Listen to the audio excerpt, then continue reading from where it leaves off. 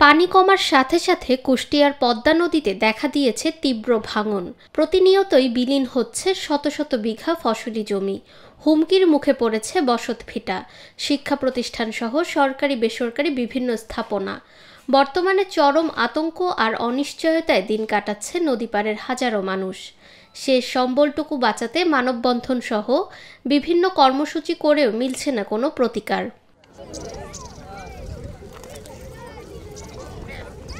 কমতে শুরু করেছে পদ্মা নদীর পানি।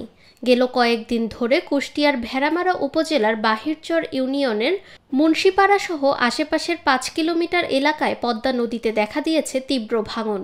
আমরা খুবই আতঙ্কে আছি। রাত আসলে চোখে ঘুম আসে না।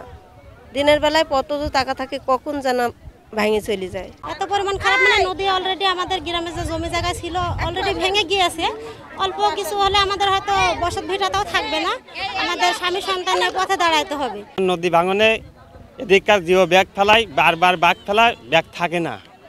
তার পরিবর্তন আমার 3-4 হাজার লোক বসতি বাড়ি, সব ভিটি বাড়ি সর্বহারা হয়ে গেছে। স্থানীয়রা বলছেন, মাঝে মাঝে ভাঙন রোধে পানি উন্নয়ন বোর্ড জিও ব্যাগ ফেললেও তা কোনো কাজেই আসেনি। তাই ভাঙন রোধে দ্রুত ব্যবস্থা নেওয়ার দাবি তাদের।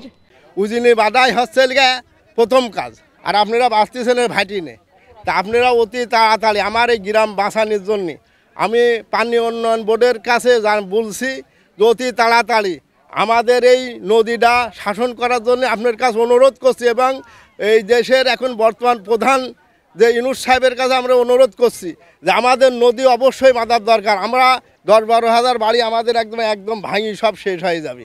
এখন অতি তাড়াতাড়ি যদি এই বাঁধটা যদি না দেওয়া হয় তাহলে আমাদের সব রাস্তায় বসে যাওয়া লাগবে, রাস্তায় বাড়ি করা লাগবে, এবং অতি জোর বলছি আমাদের এই বাঁধটা যেন তাড়াতাড়ি দিয়ে দেওয়া হয়, তাড়াতাড়ি জিও ব্যাগ দিয়ে আমাদের শাসন করে দেওয়া হয়।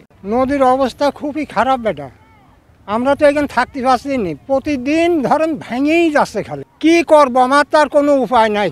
ভাঙতে ভাঙতে ভাঙতে ভাঙতে দেখেন রাস্তার গড়ে চলে আসে, আমার বাড়ি ঘর দূরে থাকছে না। পানি উন্নয়ন বোর্ডের কর্মকর্তারা বলছেন, ইতিমধ্যে ভাঙন কবলিত এলাকা পরিদর্শন করে ঊর্ধ্বতন কর্তৃপক্ষকে অবহিত করেছেন তারা।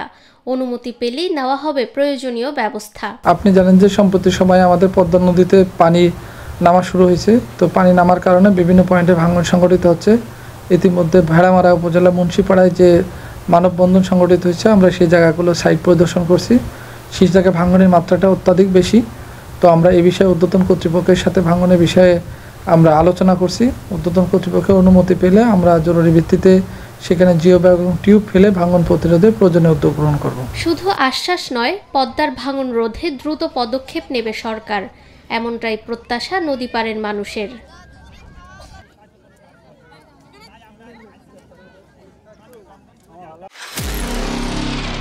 নিরপেক্ষ, সত্য প্রকাশে আপোষহীন।